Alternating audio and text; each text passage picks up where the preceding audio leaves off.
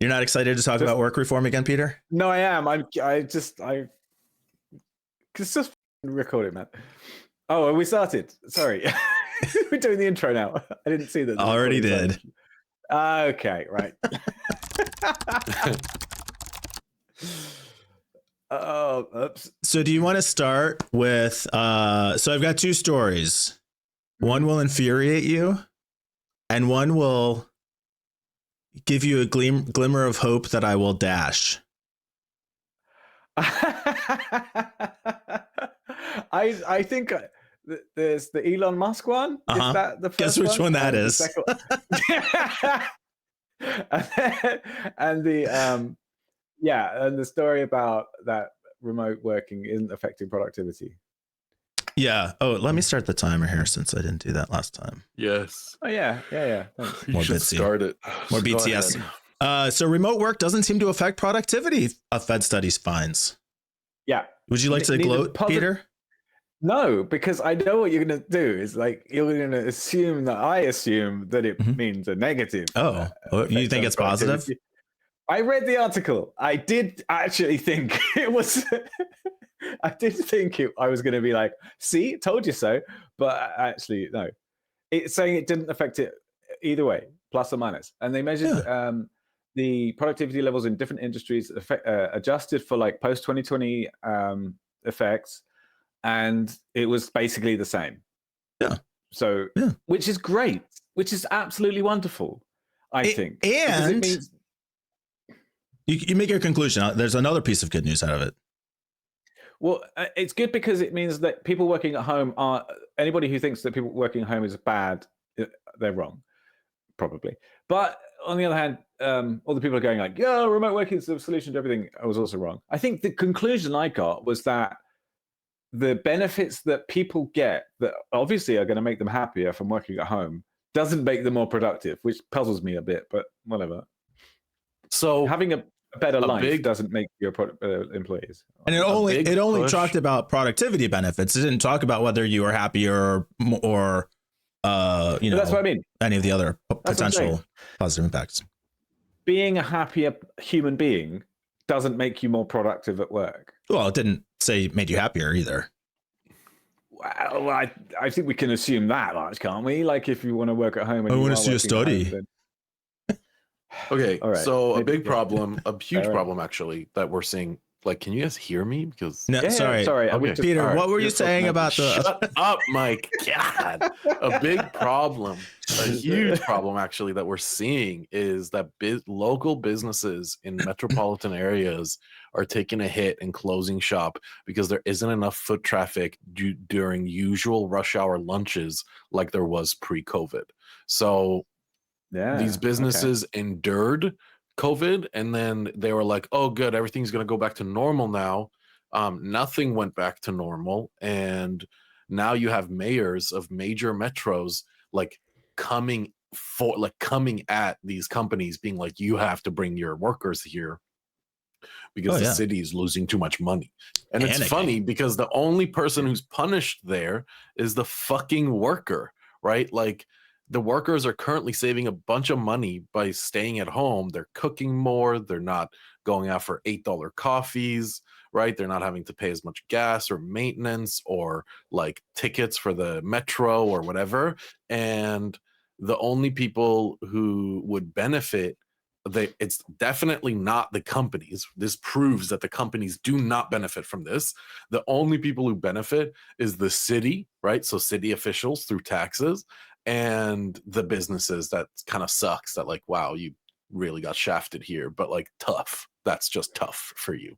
That's the only thing I have to add is like, sorry, but like not really. We're staying home. Yeah. From the employee's perspective, that's true. But we are all going to feel pain when the commercial real estate bubble collapses. Yeah. Because they will not just swallow that cost without passing it through.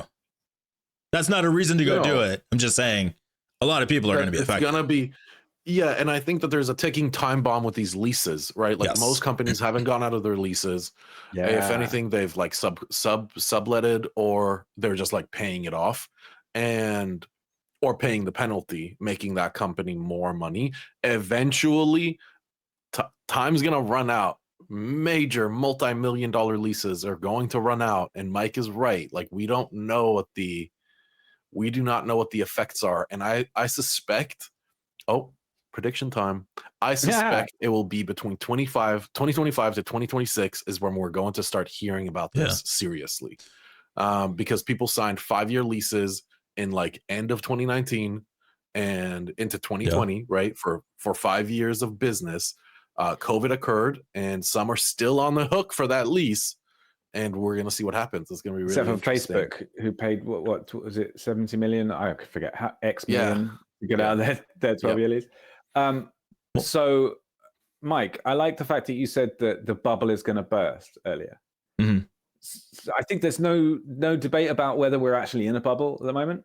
Well, so maybe bubble's not the right term, just that the status quo of commercial real estate was that these buildings were previously, these buildings were previously not even full. Now they're straight up empty. From the article, they talk about how before COVID, only 5% of work was done remotely. At the peak of COVID, 60% of work days were done remotely. And now it's settled into about 30 days of paid work days are being done remotely, which I actually thought was 30 days. 30% of paid days, 30%. Yeah. Which I can't decide if I think that was high or low. I guess I think that's low. Yeah, I thought that was maybe a little. But it's across all sectors, so it's including like retail and everything like that. Sure, and service, just the entire service industry. So like that obviously is lowering the number. But I would want to know what the white collar percent is. Meaning, for those who don't know, that is like your finance, your tech, anything that is like office oriented is considered like white collar. So I would really like to know what the actual percentages of remote work for white collars in 2023. Yeah. And also, should point out, this is just for the US. I know the mic doesn't give a shit. I'm not sure what that distinction means, but this article also, I think, is worth pointing out, comes from the San Francisco. The research comes from the San Francisco Fed, which is like liberal pro labor rights organization. So to Peter's point, it is a fairly balanced study. I think you could probably, trust what they're saying. I did recently find out. Sorry, Peter. I did recently find out that there's like something called U.S. defaultism, and like some people really hate it. What is it? It is the assumption that we're talking about America, as opposed to what? Nothing. Like okay. So what's the problem then? Yeah, that's what I'm saying. Why are you having problems with this? Right. It's like the rest of the world doesn't live in America. One of these days, I am genuinely just gonna exit. I'm gonna close the recording. That's it. You won't see me for a week. I will go off in a massive sulk, and we're not gonna let you back. Yeah. No, once you're gonna need to see your passport before. Once you have a not so critical exit, then you're no longer part of the union. That's not true. You're always anyway. So where was I? Okay, Elon Musk. All right. Let's talk about something else. Elon Musk escalated his war on workers. So this is, as the article says, at the same time, we talked a couple of weeks about when he told them advertisers to go fuck themselves and blamed them for Twitter's blamed them for them leaving after he fucking blamed the Jews. Oh wow. I wonder. Huh. Strange. Yeah. So what's the problem? Anyway, apparently at that same press conference, he also complained about how labor unions are creating a Lords and Pleasants sort of thing. Lords and Peasants, yeah. Thinking that the Lords are the labor unions on that side and the peasants are the poor corporations. I genuinely don't know whether this is a deliberate thing I think it's probably a combination. Like he knows it's going to be inflammatory. It's rage bait, But does he believe it on some I level? mean, he's South African. It runs in his blood. Like, Yeah. it makes perfect sense that, yeah, the campaign against Nordic workers, right? So Sweden is currently in like a massive strike. The Tesla workers of Sweden are like massively striking because like they're just getting super shafted. He says the National Labor Board's structure is the very definition of tyranny. Wow. Mm-hmm. So there is some obvious negatives about like a union, right? Like there is some problems with unions. But generally speaking, they are really good for the worker. Generally. They're The thing very is that protective. They're very like, yeah, sorry, go on. strikes don't happen out of nowhere.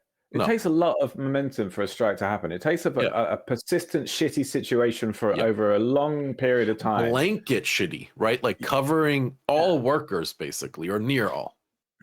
Yeah. So unions have flaws. They're not a perfect system, but they're better than no representation whatsoever. Because no representation, you get people like Elon Musk. Yeah. Even if he doesn't mean it, like even if he doesn't fundamentally believe it, saying that they are the literal definition of tyranny, like how can you excuse saying something like that? Yeah, I know that there's some people who like Elon, are fans of Elon, have watched this. Oh, I forgot. Now we're gonna get the hate and commented. Yeah, here it but comes. Like, if you're watching this and you're a fan of Elon Musk, how can you hand wave that statement? It is so wrong. And he's talking about like human people, like it's just people who only want fair pay and benefits, right? That is the only reason you strike, is for better conditions. And the conditions could be anything. It could be healthcare, it could be vacation time, it could be pay, it can be like how it is in the place of work, like what are the physical conditions, right? Like is there too demanding? Like there's so many things that you could strike for, but generally it is boiled down to you're striking for better conditions. Yeah. And like you can't say that's tyranny, right? Like a union cannot be tyranny. Just because people are organized, does not make them tyrannical. If anything, you as a CEO is the literal definition of a tyrannical dictator. So consider that. Yeah, the thing is that the responses to things like this, when you kind of point something out something like that, are very emotional. They're kind of emotionally charged, and usually you get a reaction to a point that you haven't made, and it's not responding to the fact that this is just completely false. And it's so frustrating. We get people in the comments they talk about, oh, we're rubbish, or we're not, Elon haters, whatever. No, this specific statement is so utterly false and completely disrespectful of people that you're supposed to be looking after. How can you? The mental gymnastics involved are just, I don't know, incredibly frustrating to watch. That's all I want to say. Yeah, Elon Musk is a bit of a prick.